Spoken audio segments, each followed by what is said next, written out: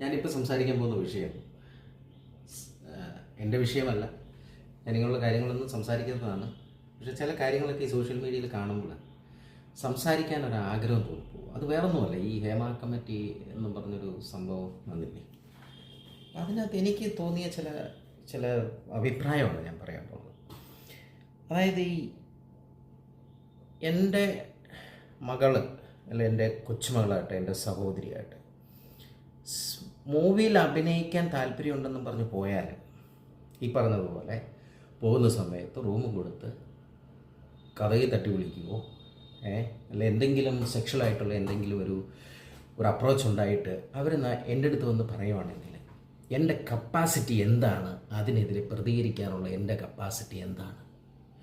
ഇത്രയും വലിയ industry, film industry, അതിനെ പ്രതിരോധിക്കാനുള്ള കപ്പാസിറ്റി, മാനസിക, ശാരീരിക, ഫിനാൻഷ്യലായിട്ടുള്ള, സാമ്പത്തികമായിട്ടുള്ള കപ്പാസിറ്റി എനിക്കുണ്ടോ? കുറേ നടിമാർ, കുറേ സ്ത്രീകൾ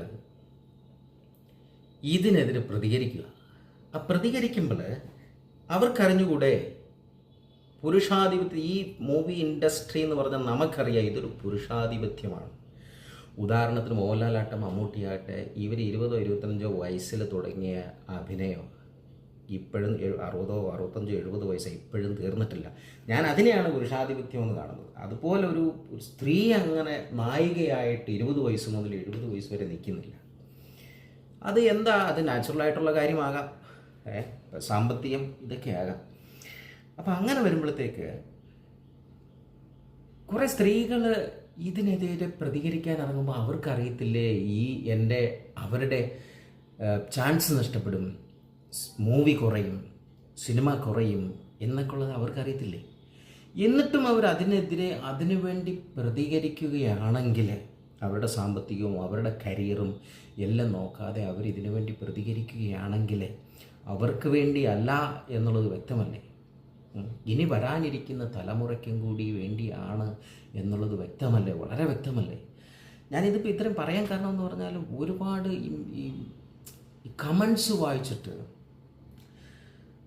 സത്യം പറഞ്ഞ സങ്കടം തോന്നുന്നുണ്ട്. ഇങ്ങനെയൊക്കെ ഒറ്റയാൾ പട്ടാളം പോലെ, പേരെന്തോന്ന്, പാർവതി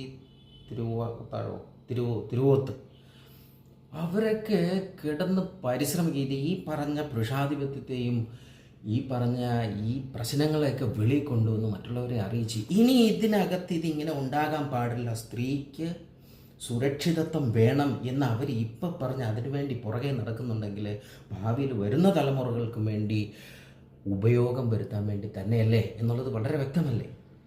ഇതിനെയല്ലേ ഹീറോയിസം എന്ന് പറയണത്. ഇതിവിടെ ഹീറോയിസം എന്ന് പറഞ്ഞൊരു വാക്ക് പോലും ഉപയോഗിക്കാൻ പാടില്ല. കാര്യം അത് മസ്കുലിനിസമായിപ്പോൾ. ഹീറോയിനിസം, ഇംഗ്ലീഷ് എനിക്ക് പ്രോപ്പറായിട്ട് അറിയില്ല, അറിയുന്ന പോലെ പറഞ്ഞ് ഹീറോയിനിസം എന്ന് പറയേണ്ടി വരും. അതാണ് ഇവിടെ ഞാൻ കണ്ടേക്കുന്നത്. ഇത് വലിയൊരു മാറ്റമാകട്ടെ. സ്ത്രീകൾക്ക് വളരെ ശക്തമായിട്ട് ആരോഗ്യപരമായിട്ട് ഒക്കെ ഈ ഫിലിം ഇൻഡസ്ട്രിയിൽ വളരെ സമാധാനപരമായിട്ട് നിൽക്കുവാൻ വേണ്ടിയുള്ള ഒരു തുടക്കമാകട്ടെ ഇത്. നമുക്ക് ആണുങ്ങളുടെ സിനിമ മാത്രം കണ്ടുപോയാൽ പോരല്ല, സ്ത്രീകളുടെയും സിനിമ, നല്ല നല്ല സിനിമകൾ വരണ്ടേ, കാണണ്ടേ?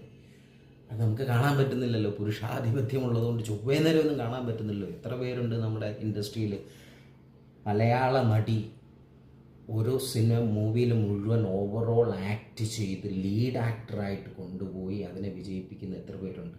വിജയിപ്പിക്കാൻ കഴിവില്ലാത്തതാണെന്ന് പറയാൻ പറ്റിയല്ല. ഈ കണ്ടതുമായ സംഭവങ്ങളെ കണ്ട് വിജയിപ്പിക്കാൻ കഴിവുള്ള ആൾക്കാരില്ലെന്നല്ല അതിനർത്ഥം എന്ന് എനിക്ക് മനസ്സിലാകുന്നു. അപ്പം നമ്മൾ ഓരോരുത്തർ ഈ കമൻ്റൊക്കെ ഇടുമ്പോൾ നമ്മളൊന്ന് ചിന്തിക്കുക, ഇത് അവർക്ക് വേണ്ടിയല്ല, ഇനിയും വരുന്ന തലമുറയ്ക്ക് അവരുടെ കഴിവ് സമാധാനപരമായിട്ട് ക്യാമറയുടെ മുന്നിലിരുന്ന് തെളിയിക്കാനുള്ള ഒരു അവസരം അവരുണ്ടാക്കി തരുക. അവരെ ശരിക്കും സപ്പോർട്ട് ചെയ്യുകയാണ് വേണ്ടത്. അതെൻ്റെ അഭിപ്രായമാണ്. പിന്നെ കുറ്റം ചെയ്തവരെ ശിക്ഷിക്കപ്പെടേണ്ടതും, എന്നാൽ അതിന് എല്ലാവരെയും താറടിച്ച് കാണിക്കുകയും എല്ലാവരെയും ഒതുക്കപ്പെടേണ്ടവരല്ല. എല്ലാവരും ആ കൂട്ടരല്ല. അത് സ്ത്രീകളാണെങ്കിലും പുരുഷന്മാരാണെങ്കിലും എല്ലാവരും ശക്തിയുള്ളവരും ശക്തിയില്ലാത്തവരോ അല്ലെ എല്ലാവരും ഈ പറഞ്ഞ രീതിയിൽ മോശമോ പിന്നെ നല്ലതോ അങ്ങനെയൊന്നുമല്ല. എല്ലാവരുടെ ഇടയിലും മോശമുണ്ട്, നല്ല ആൾക്കാരുണ്ട്. അപ്പം എൻ്റെ അഭിപ്രായം ഒന്ന് നിങ്ങളെ അറിയിച്ചെന്നേ ഉള്ളൂ. നന്ദി, നമസ്കാരം.